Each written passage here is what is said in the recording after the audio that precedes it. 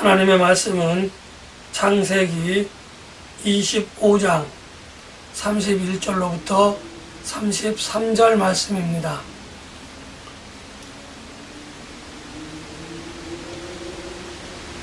야곱이 이르되 형의 장자의 명분을 오늘 내게 팔라. 에서가 이르되 내가 죽게 되었으니 이 장자의 명분이 내게 무엇이 유익하리요. 야곱이 이르되 오늘 내게 맹세하라.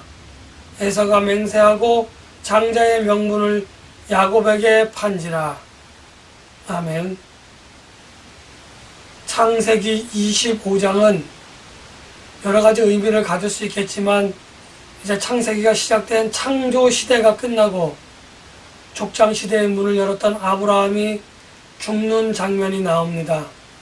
아브라함이 죽고 그의 아들 이삭이 이제 아브라함의 뒤를 이어서 하나님의 언약의 백성의 계보를 이어가는 그러한 장면이 25장에 나오게 되어집니다.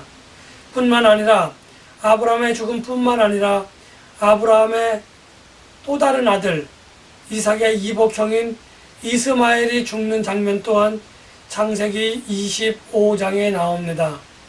창세기 25장에는 아브라함과 이스마엘의 죽는 장면이 나오는가 하면 또 반대로 이삭의 두 아들 에서와 야곱이 출생하는, 에서와 야곱이 탄생하는 그러한 이야기가 나오고 있습니다.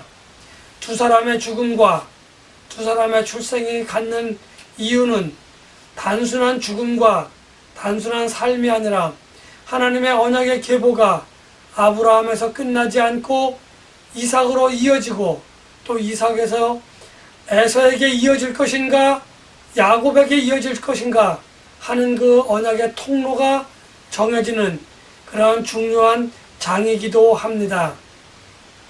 하나님께서 이제 아브라함이 죽고 그의 아들이고 그의 아들인 이삭의 아내인 리브가가 있었지만 그들에게도 커다란 걱정거리가 하나 있었습니다.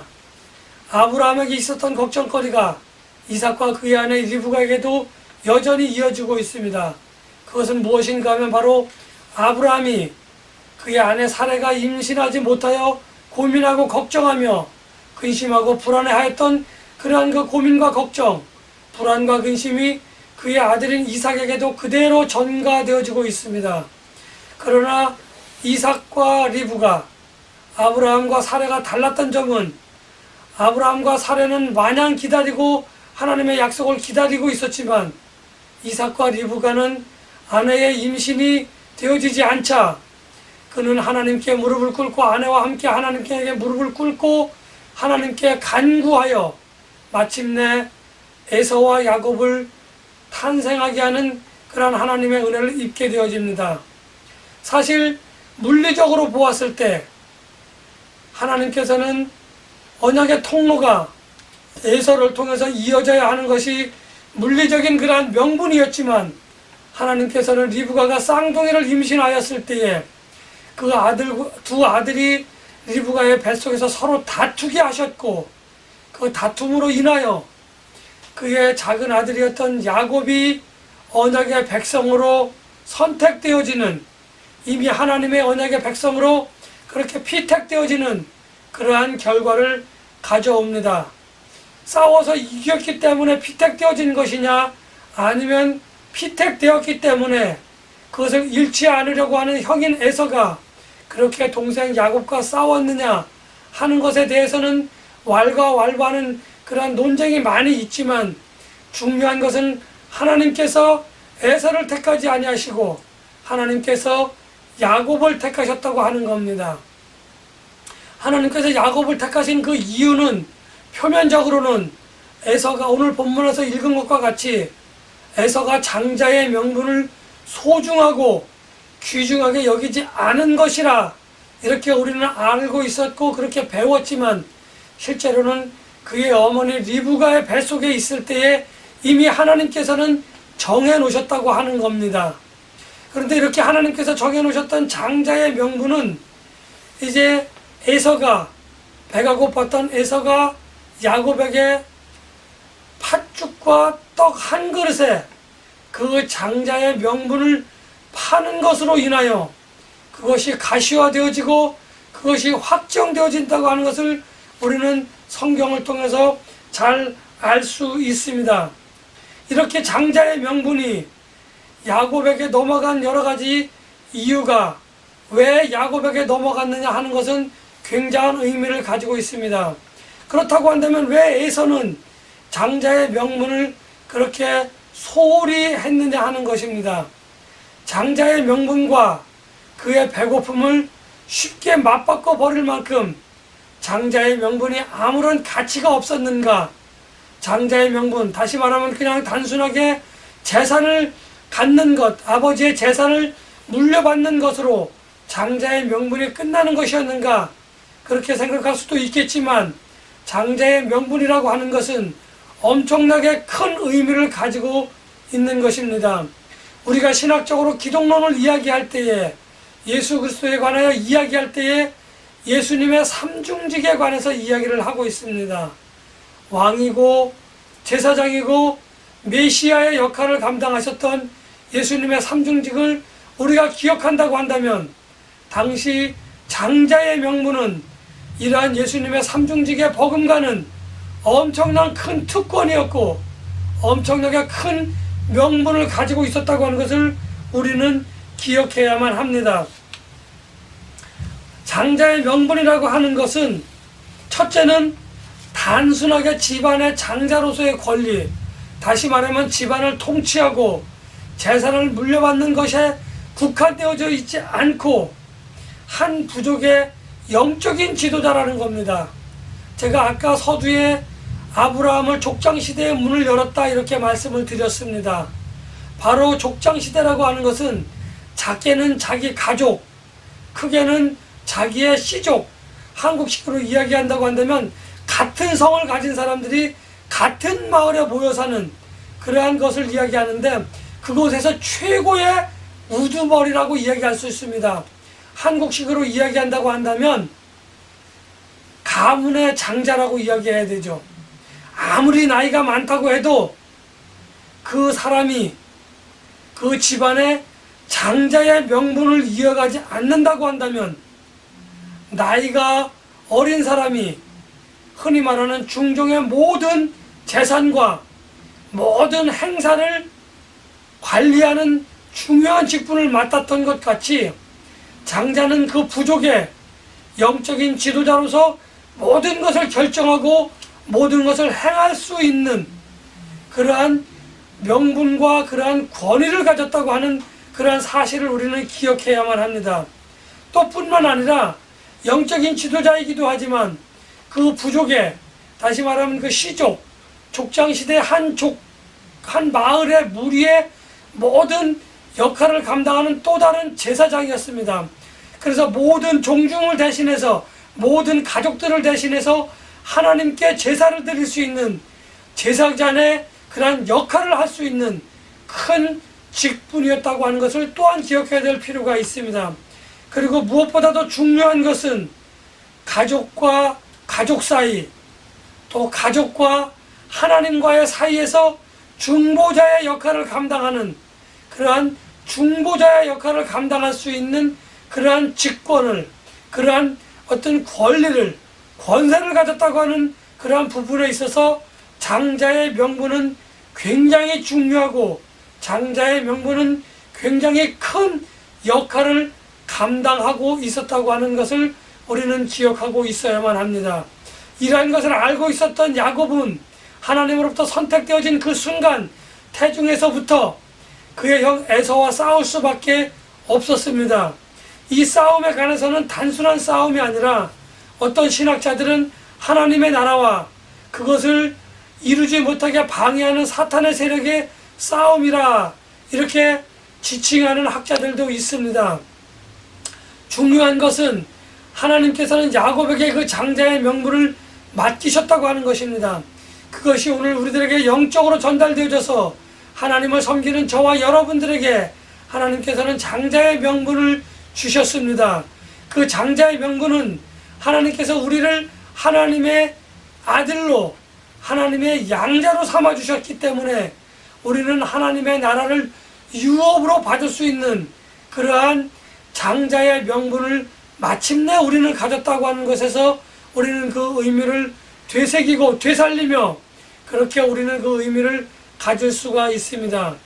하나님께서는 오늘 예수 그리스도의 대속의 죽음을 통하여 우리들에게 은혜를 주셨는데 그 은혜는 바로 우리를 의롭다 이렇게 칭하여 주시고 하나님의 자녀가 되는 권세를 주셨다고 요한복음 1장 12절에서 분명하게 저와 여러분들에게 말씀해 주고 계십니다.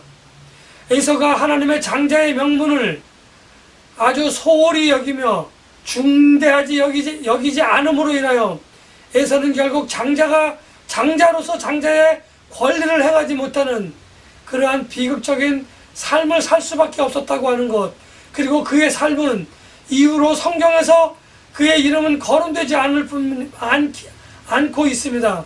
다만 히브리서 11장에 가면 히브리 기자는 이러한 에서의 결정에 관해서 참으로 어리석었다 이렇게 이야기하고 있습니다. 좀 더 심하게 이야기하면 망령된 에서라고 이렇게 히브리서 11장에서 히브리 기자는 에서의 이러한 행위를 지칭하고 있습니다.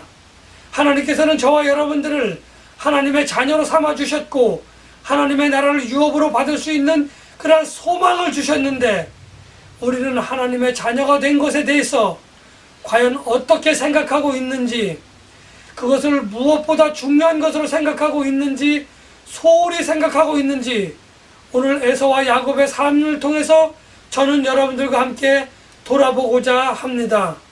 여러분들의 삶은 과연 어떠하십니까? 참으로 하나님께서 주신 장자의 명분을 의롭다 칭하여 주시고 하나님의 아들로 삼아 주셨는데 그 하나님의 아들 된 그 소중한 직분을 소중하게 간직하고 있는지, 그것을 소홀히 여기고 있는지 한번 돌아보아야 될 필요가 있습니다. 아마도 제가 확신에 차게 이야기할 수는 없지만 대부분의 사람들이 하나님의 자녀된 것을 알고는 있는데 그 하나님의 자녀 되었다고 하는 것을 소중하고 중요하게 생각하지 않는 그러한 경우가 참으로 많을 것이라고 저는 생각을 합니다. 이 생각에는 저 역시 제외되지 않고 저 역시도 하나님의 자녀임을 잊어버리고 하나님의 자녀임을 망각하고 하나님의 자녀임을 소중하게 생각하지 않고 그런 삶을 살았던 적이 없다고 말씀드리지 못합니다. 두 번째로 아브라함이 죽었을 때에 아브라함의 장사를 지내게 되어지는데 아브라함의 죽음을 장사하는 사람은 그의 아들 이삭으로서만 좋게해야 되는데 오늘 본문을 가만히 보면 아브라함의 죽음에 관해서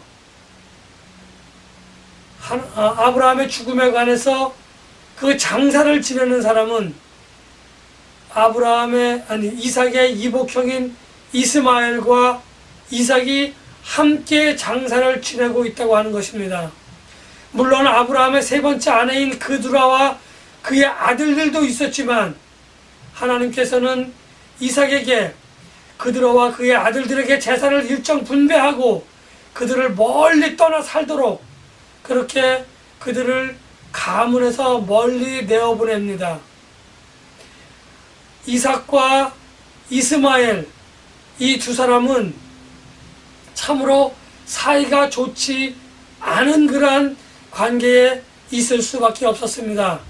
먼저는 사레가 이스마엘의 어머니인 하갈을 아브라함에게 동침하도록 하여 그가 이스마엘을 임신하였을 때에 사레를 무시하고 멸시하여서 하갈은 쫓겨났던 그러한 좋지 않은 기억이 있습니다.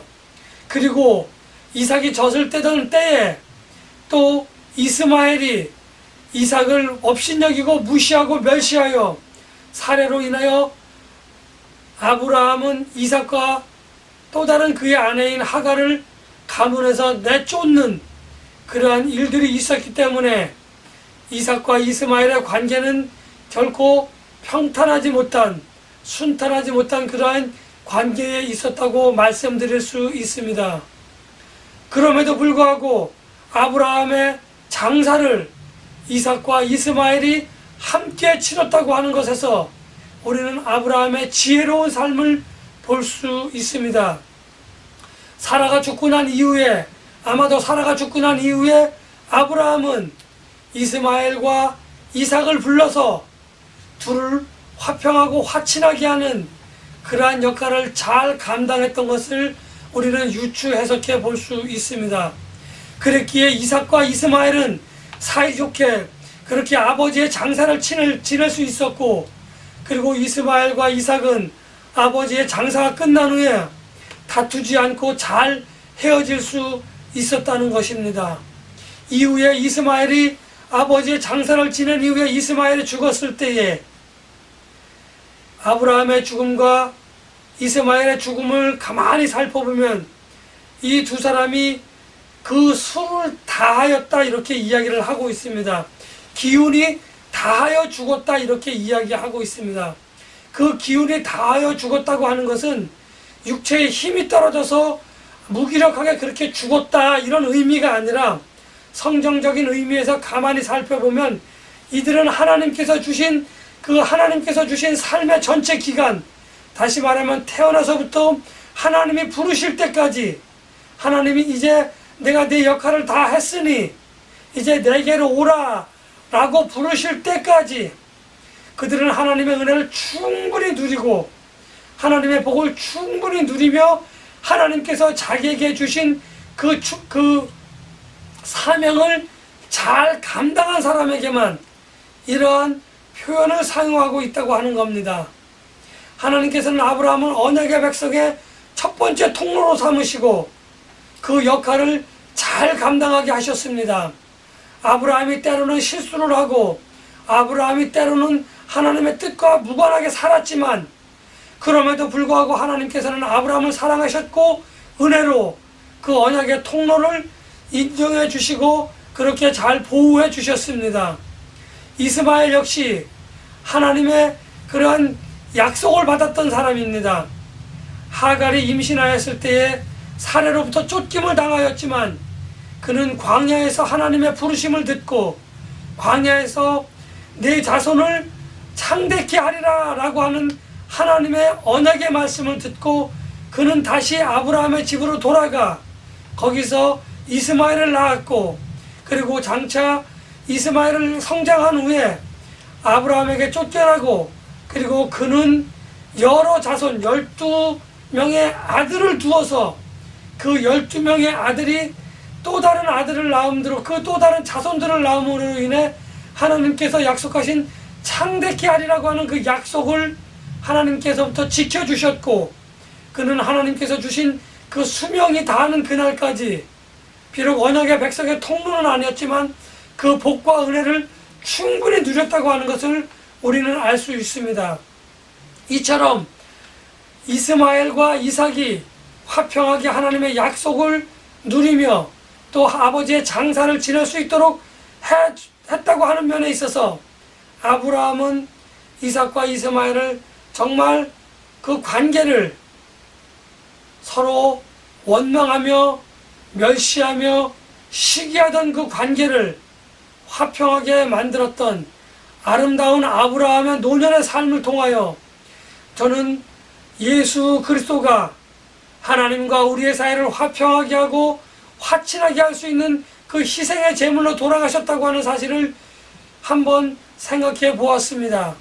세상을 살아가면서 신앙생활을 행하면서 저와 여러분들은 과연 아픔과 다툼과 멸시와 시기와 질투가 있었던 사람들과 여전히 그러한 관계를 유지하고 있는지, 아니면 그들과 화평하게 되어져서 하나님께서 예수 그리스도를 통하여 그 막힌 담을 허물고 화평하게 하기를 원하셨던 것 같은 그러한 삶을 우리가 살고 있는지, 내가 살고 있는지, 여러분들이 살고 있는지, 아니 우리 모두가 그러한 삶을 살고 있는지 다시 한번 돌아보고자 그렇게 오늘 이 말씀을 나누고자 합니다.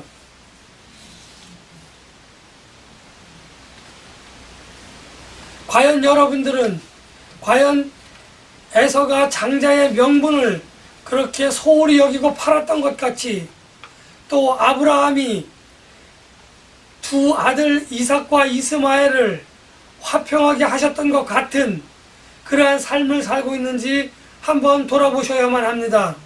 하나님의 자녀된 자로서 하나님의 나라에 대한 소망을 하나님의 나라를 유업으로 받을 수 있는 그 양자됨을 소홀히 여기고 있지 않는지 한번 돌아보시고 또 화평케 하라고 하시는 하나님의 그 명령을 준행하며 지켜 행하고 있는지 한번 돌아보시고 오늘 이후로는 화평한 삶을 살게 하는 저와 여러분들이 되시고 하나님께서 하나님의 자녀로 삼아주셨고 그 특권을 주셨고 그리고 하나님의 나라를 유업으로 받을 수 있는 소망을 주셨다고 하는 그 소망을 단단히 붙잡고 있는지 한번 돌아보시는 삶을 사시며 하나님 안에서 은혜와 평강이 넘치는 삶을 사시기를 예수님의 이름으로 간절히 축복하며 기원합니다.